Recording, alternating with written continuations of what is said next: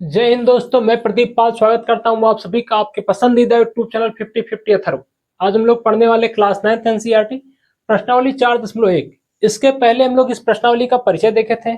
उसमें आपको दो चरले रैखिक समीकरण क्या होते हैं, समीकरण के गुणांक क्या होते हैं, गुणांक का मतलब क्या है, ये सब बताया गया था। आज हम लोग इस प्रश्नावली का पहला क्वेश्चन करने वाले हैं। तो है क्या, एक नोटबुक की कीमत एक कलम की कीमत से दोगुनी है। इस कथन को निरूपित करने के लिए दो चरले रैखिक समीकरण दीजिए। हमें जो कथन बोला है वो कथन यहाँ पे है, एक नोटबुक की कीमत एक कलम की कीमत से दोगुनी है।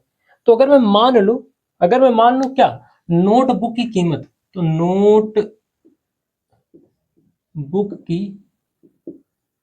कीमत ₹X है तथा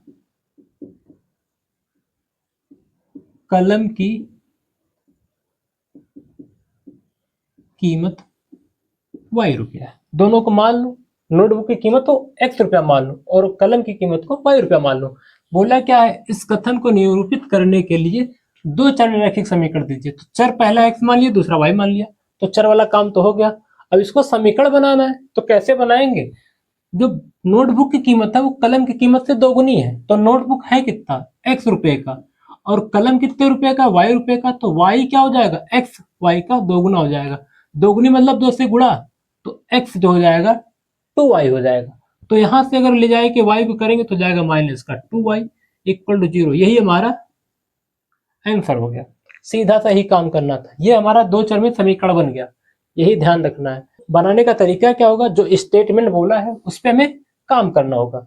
तो बोला था उसके हिसाब से x जो जाएगा y का दोगुना हो जाएगा, इतना सा था। हम लोग प्रश्न नंबर 2 की बात करते हैं। निम्न रैखिक समीकरणों को ax plus by plus C equal to 0 के रूप में व्यक्त कीजिए और प्रत्येक स्थिति में a, b और c के मान ज्ञात कीजिए। तो सबसे पहले हमें जितने भी समीकरण दिए गए सबको इस रूप में व्यक्त करना। ये हमारा होता क्या है, रैखिक समीकरण का व्यापक रूप। इसी रूप का दिखना चाहिए, कल बताया था शकल ऐसे दिखनी चाहिए। तो यही हमारा व्यापक रूप हो जाएगा। और उसके बाद प्रत्येक स्थिति में ए बी तथा सी का मान निकालना, तो निकल ही जाएगा। पहले हम इस रूप से दिखाते हैं। जैसे अगर प्रश्न नंबर ये देखें तो इक्वल टू के बाद कुछ नहीं दिख रहा, क्या दिख रहा भैया, 0। तो यहाँ भी इक्वल टू के बाद जो नंबर है पहले उसको राइट साइड से लेफ्ट साइड ले जाएंगे। तो पक्षांतर कर लेंगे, होगा क्या, 2x प्लस 3y इधर लाएंगे तो -9.35 पे बार इक्वल टू 0। ये हमारा समीकरण हो गया। और इस समीकरण से तुलना करवाएंगे, इसके जैसा दिखने लगा, देखो इक्वल टू के बाद 0, तो हो क्या जाएगा, ax plus by plus C equal to 0। अगर मैं x को छोड़ दूं, x को गायब कर दूं, तो बचेगा क्या है, a यहाँ 2, तो a इक्वल टू क्या आएगा, 2। भैया समझ में आया क्या बोला। नीचे लिखने के बाद व्यापक समीकरण को समीकरण के नीचे लिख लो, x को हटा दो तो बचेगा a इक्वल टू 2, तो आंसर हो जाएगा a का मान। फिर उसके बाद y को छोड़ देंगे, y को छोड़ने के बाद क्या मिलेगा, यहाँ पे b, यहाँ पे क्या मिलेगा 3, तो y का मान छोड़ने के बाद b का मान 3 मिल जा रहा है। c इक्वल टू क्या आएगा, c हमारे यहाँ हो जाएगा -9.35 पे बार। क्यों, क्योंकि c होता है क्या, अचर पद। तो अचर पद यानी संख्या, संख्या है क्या, -9.35 पे बार। ये हो जाएगा। सेम ऐसे इधर भी करना है। इधर वाला कैसे करेंगे, यहां भी लिख लेते हैं पहले ax plus by plus C equal to 0। तो देखेंगे होगा क्या, अगर मैं x को हटा दूं, यहाँ भी x है यहाँ भी x है, x को छोड़ो तो यहाँ तो a बचा, यहाँ a दिख रहा है, यहाँ कुछ नहीं दिख रहा है। यानी x के गुणांक में अगर यहाँ a आ रहा तो x के गुणे में यहाँ कुछ दिख ही नहीं रहा, तो ऐसे कंडीशन में वहां पे 1 माना जाता है। ऐसे कंडीशन में गुणांक को 1 लेते हैं। b इक्वल टू क्या आएगा, तो b निकालने के लिए क्या देख पा रहे हैं, b है क्या, y का गुणांक, y के गुणे में क्या आ रहा है ये। तो यहाँ पे अगर निकालना चाहे तो y के गुणे में जो यहाँ पे संख्या आ रही 1/5 आ रहा है, तो लेकिन माइनस का चिन्ह चल रहा है, तो चिन्ह को दिखाएंगे भैया, -का 1/5। चिन्ह अगर माइनस का होगा तो उसको दिखाना पड़ता है, तो -1/5 ये y के गुणे में आ रहा था। c इक्वल टू क्या हो जाएगा, -10। c इक्वल टू -10 मतलब ये अचर पद हो गया। यहाँ भी संख्या -10 चल रहा है, तो c और c हमारा अचर पद होता है, तो -10 क्या हो जाएगा, c हो जाएगा। तीसरा वाला आते हैं, तीसरे वाले में क्या दिख रहा है, -2x plus 3y equal to 6। तो सबसे पहले में इस रूप का दिखाना है, तो क्या करेंगे, इक्वल टू के बाद 0 दिखना चाहिए, तो -2x प्लस का 3y माइनस का 6 इक्वल टू 0। अब तुलना करवा लेंगे। तुलना किससे करवाएंगे? इस व्यापक समीकरण के। इसके जैसा दिखने लगा ना तो लिख देंगे इसको, क्या हो जाएगा ax plus B Y plus C equal to 0। अब करो भैया, x गुणे में क्या आ रहा था a, तो a बराबर कितना, यहाँ x गुणे में क्या दिख रहा है माइनस का 2, तो -2 हो जाएगा। यहाँ पे y के गुणे में क्या आ रहा है b, तो b बराबर होगा क्या, यहाँ y के गुणे में जो आ रहा होगा 3 आ रहा, तो 3 हो जाएगा सीधा सा। y को छोड़ेंगे तो b बराबर 3 दिखा। यहाँ पे c बराबर क्या दिख रहा है -6। c क्या है, अचर पद, यहाँ -6 संख्या है, संख्या वाला c हो जाता है, छोड़ देंगे। लास्ट वाला जो चौथा वाला है इसके, तो चौथा वाला क्या देख पा रहे हैं, x इक्वल टू 3y लिखा है। पहले x 3y को लाएंगे -3y हो जाएगा इक्वल टू 0। ये हो गया भैया। जब 3y लेफ्ट साइड आएगा तो पीछे कुछ बचेगा नहीं, तो 0 लिख दिया गया। अब उसके बाद इसको लिख लो, व्यापक रूप को लिखो उसके नीचे, यही तो काम देता हमारा, प्लस सी इक्वल टू 0। होगा क्या, x को हटा देंगे तो a इक्वल टू आएगा कितना भैया, x को हटाओ तो a इक्वल टू कितना आ रहा है, यहाँ पे इक्वल टू कुछ दिख नहीं रहा, तो क्या हो जाएगा 1। बोला था गुणांक नहीं दिखेगा तो गुणांक 1 माना है।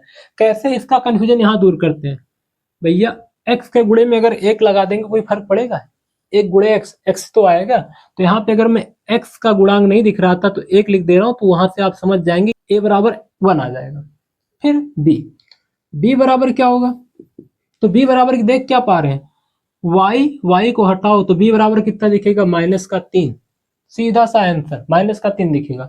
लेकिन c क्या होगा, c क्या होता अचर पद। इसके पास कोई अचर पद दिख रहा है नहीं, तो जब जो चीज हमें नहीं दिखेगा यानी वो 0 है। सीधा सा मतलब, जो चीज हमें नहीं दिखेगा उसको हम 0 लेते हैं, वो 0 हो जाएगा। इतना सा देखना, उसके आगे कुछ नहीं करना, छोड़ देना। अब इसके हम लोग अगले 4 पार्ट को करने वाले हैं। 5वें प्रश्न में क्या दिख रहा है, 2x इक्वल टू -5y चल रहा है। तो सबसे पहले क्या बोला था, इक्वल टू के बाद 0 दिख रहा है तो 0 दिखना चाहिए। तो हो गया क्या, 2x -5y इधर आएगा तो क्या हो जाएगा प्लस का 5y इक्वल टू में 0। अब तुलना करा देंगे भैया किससे, व्यापक रूप से, तो हो जाएगा ax plus B Y plus C equal to 0। तो यहां से हम देख क्या पा रहे हैं, सीधा सा हमें आंसर दिखने लगा। x को हटाओ तो a इक्वल टू 2 दिखेगा, y को हटाओ तो b इक्वल टू क्या दिखेगा 5। लेकिन c इक्वल टू क्या दिखेगा, c क्या होता है संख्या वाला टर्म, अचर पद। तो बोला अभी क्या, जो नहीं दिखेगा वो 0, तो ये 0 हो जाएगा। इतना से याद रखो, जो नहीं दिखेगा उसको 0 लेके छोड़ देंगे। यहाँ पे क्या देख पा रहे हैं, इक्वल टू के बाद 0 चल रहा है तो इसको डायरेक्ट लिख लेंगे ax plus B Y plus C equal to 0। इसके बाद क्या हो रहा है, इतना तो लिख लिया, लिखने के बाद क्या देख पा रहे हैं, x को अगर हटा दें तो a इक्वल टू 3 दिख रहा है। यहाँ पे y दिख ही नहीं रहा है, हमारे जो समीकरण में दिया गया था वहां y नहीं दिख रहा। तो जो नहीं दिखेगा उसको क्या लेंगे 0।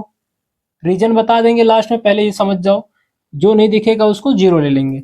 फिर c क्या होता है संख्या वाला टर्म, तो संख्या वाला टर्म कितना 2, तो 2 हो जाएगा। ये आंसर हो गया, इसके लिए इतना आंसर हो गया। अब यहाँ पे अगर देखें तो सबसे पहले व्यापक समीकरण को लिख लेंगे तो हो जाएगा ax plus B Y plus C equal to 0। व्यापक समीकरण लिख लिए। फिर देख क्या पा रहे हैं, यहाँ x, इसमें x नहीं है तो हम x इक्वल टू 0 लिखते हैं। लिखने का रीजन क्या है इसको देखते हैं भैया। जो y लिखा गया है उसके पहले x नहीं दिख रहा ना, तो मैं ऐसे नहीं लिख सकता हूँ 0x, 0 गुणे x 0 हो जाएगा, खत्म। प्लस में y दिख रहा तो y को लिख लो, प्लस माइनस में 2 दिख रहा तो 2 लिख लो। इस समीकरण को इसके नीचे लिख लिया, बना के लिख लिया। रीजन बता रहा हूँ क्यों होता है। x को हटाओ तो a इक्वल टू क्या दिखेगा 0। यहाँ y को हटाओ तो यहाँ पे y का गुणांक b दिख रहा है, यहाँ y का गुणांक नहीं दिख रहा है। और जिसका गुणांक नहीं दिखता अगर वो टर्म है तो उसके गुणे में 1 लगाओ। y गुणे 1 करेंगे कोई फर्क पड़ेगा नहीं, y गुणे अगर 1 करेंगे तो y ही तो आता है। तो यहाँ पे क्या कर पा रहे हैं, b इक्वल टू 1 चलेगा।